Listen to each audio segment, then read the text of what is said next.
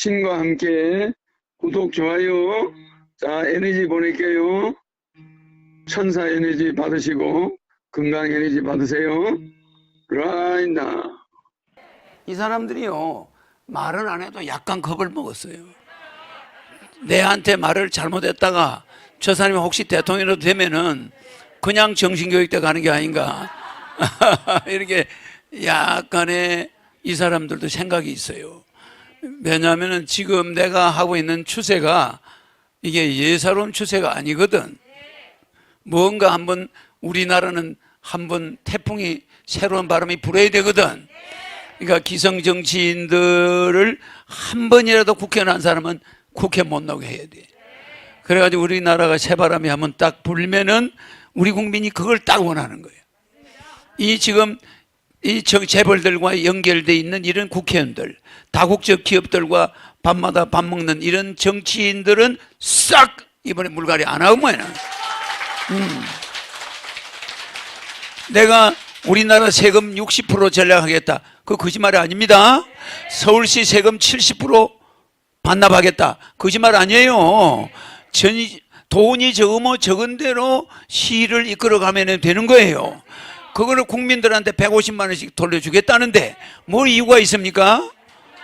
실천하겠다는데. 그리고 이거는 뭐지? JTBC에서도 재미있는 JTBC도 한번 봅시다. 네, 요새 거예요. 갑자기 내 이야기를 많이 하고 나서요. 네. 나는 요새 시내 나간 적이 없잖아. 여기 앉아만 있는. 이런 가운데 또 다른 제3 후보가 서울시장에 도전장을 내밀었습니다. 최근 인기리에 첫 방송을 시작했죠. 싱 어게인에 도전해볼 만한 히트곡을 가진 바로 이분입니다. 내 눈을 바라봐. 넌 행복해지고. 허경영 불러봐. 넌 웃을 수 있고. 자, 허경영 눈에서 우주 에너지 받으세요. 라이나.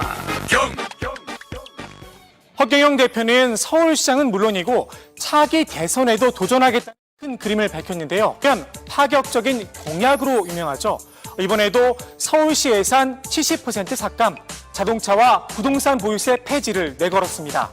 근데 이 방송들이 그래도 국가적인 방송들이 자꾸 들먹거리는 건 좋은 정상이야.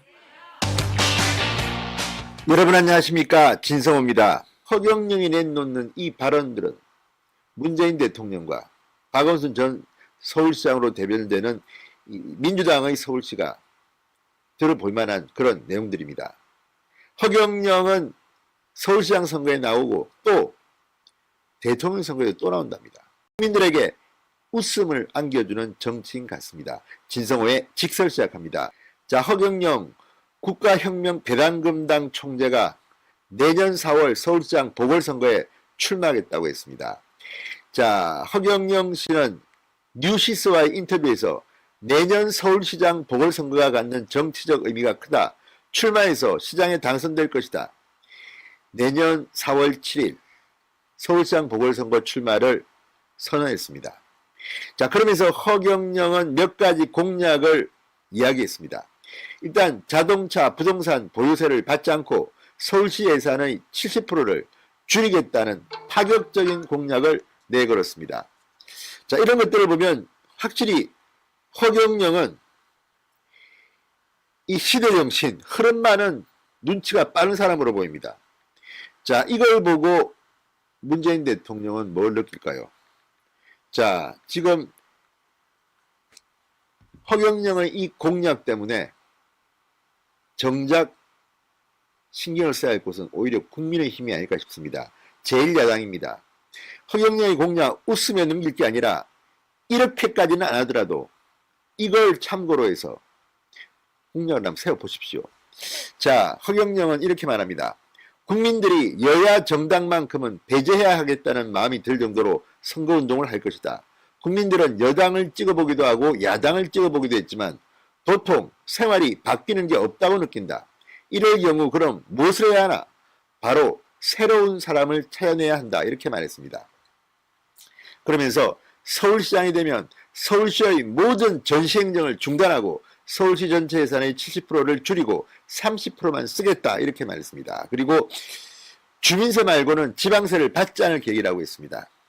자, 지금 서울 시민들이 갖고 있는 생각 중 일단을 파격적으로 반영한 것으로 보입니다. 지금 박원순 전 시장이나 전시행정의 대가라고 비판을 받아왔습니다. 자, 서울시같이 예산이 큰 지방자치단체가 있습니까? 그런데 이 돈으로 뭘 했습니까? 그냥 오세훈 전 시장 거 뺏기고 전시행정 숟가락 들고 등장한 때는 많았지만 정작 서울 시민을 위해서 눈에 띄는 그런 일이 기억나십니까?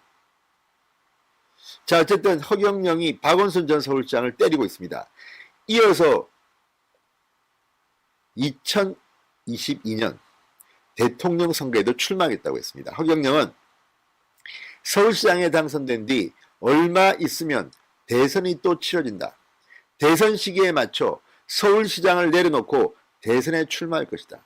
대통령이 되면 시장 선거제를 폐지하겠다. 이것도 파격적입니다. 대통령이 시장을 임명하는 임명제로 바꿀 계획이다. 국회의원도 100명으로 줄이고 지금까지 국회의원을 한 번이라도 한 사람은 국회의원이 될 수 없도록 해야 한다. 아무튼 재밌기는 합니다. 이 배경에 있는 국민들의 심리를 읽을 필요는 있다고 봅니다. 자, 허경영은 박근혜 전 대통령과 이명박 전 대통령 사면에도 관심을 표했습니다. 대통령은 뭐든 잘하려고 한 거다. 개인적인 욕심이 없다. 그러나 밑에 있는 사람들 때문에 틀어지는 것이다. 박근혜 전 대통령과 이명박 전 대통령은 무죄라고 생각한다. 대통령이 되면 이들을 즉각 사면하고 전직 대통령들이 옥살이 하도록 한 것에 대해 사과하겠다. 대통령들이 나라를 잘못되게 했다는 이런 생각은 없다. 국운이 안 좋았을 뿐이다. 이렇게 주장했습니다. 아무튼 코미디 같은 이야기들 같지만 허경영 총재가 말하는 걸 듣고 있으면 그 안에 문재인, 박원순 잘못한 게 뭔지가 눈에 보입니다. 자, 어쨌든 선거 때마다 웃음을 주는 허경영, 이번에도 우리 기대를 저버리지 않은 것 같습니다. 어떤 대통령이든 전직 대통령을 잡아넣는 것은 우리 역사에는 앞으로 없어야 됩니다. 알겠죠? 그러니까 아버지가 잘못한 걸 자식들이 굳이 대통령을 잡아넣어야 그게 직성이 풀립니까? 그건 정치 보복이야. 어떤 대통령이든 대통령이 됐다는 것은 애국하자는 사람이지 뭐 나라 말아먹지 않은 사람은 없어요. 그리고 대통령은 검찰을 통제하고 있고 경찰과 이런 사법기관과 연계되어 있는 분이 그 청와대에 그런 분들이 쭉 있는데 법을 어길 이유가 없어.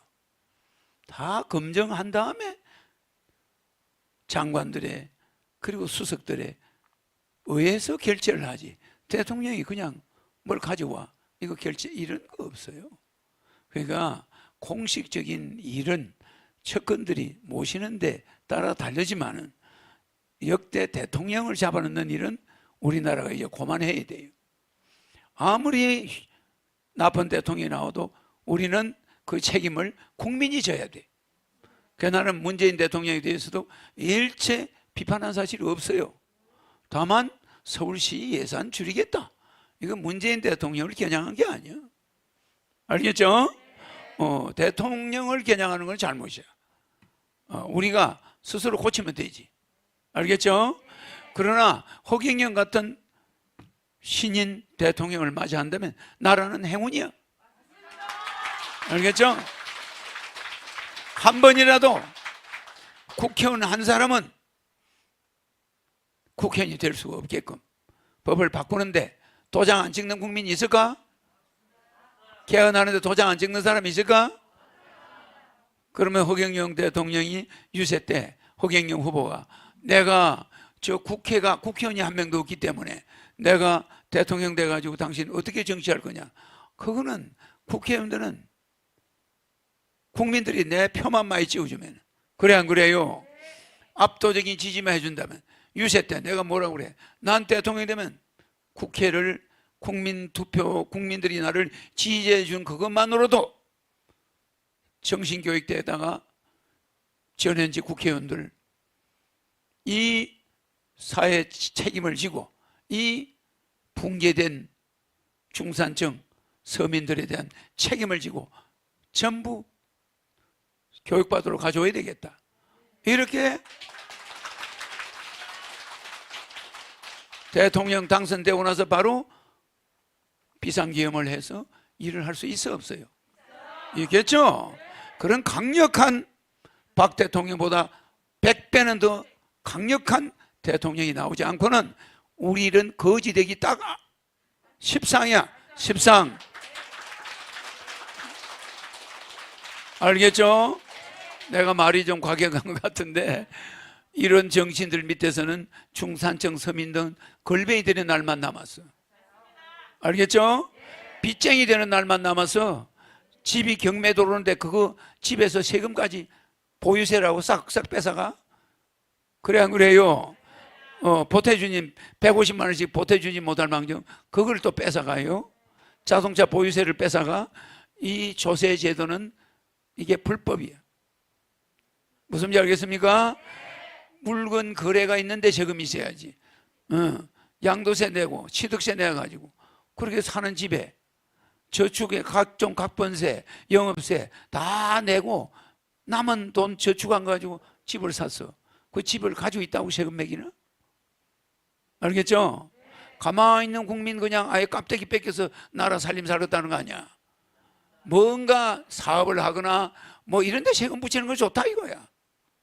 왜 가만히 있는 핸드폰에다가 가만히 있는 자동차에다가 세금 붙이면 되나? 기름 넣을 때 세금 내는 거요. 핸드폰은 충전할 때 세금 내는 거요. 전기세 또 통화료 내면 되는 거 아니야. 맞아요. 자동차는 기름 넣을 때 기름값의 절반이 세금이야. 얼마나 세금을 많이 내는데. 그래서 우리는 자동차 세금도 보유세는 1년에 2번 나오는 거 없어. 집이 매매될 때 나오는 세금만 가지고도 서울시, 대한민국 얼마든지 운영되고도 남아. 근데 꼭 주민세가 아니고 그 보유세를 받아야 되겠어요? 재산세를? 그거 잘못된 거야. 그러면서 너무너무 시민단체들 막 돈 도와줘. 돈 전시행정. 그게 뭡니까? 그게 누구 돈이야 그게? 국민들 이제 배당금으로 국민들 통장에다 넣어줘야 돼 이제. 알겠습니까? 신과 함께 구독, 좋아요. 자, 에너지 보낼게요. 천사 에너지 받으시고 건강 에너지 받으세요. 라인다. 사랑합니다.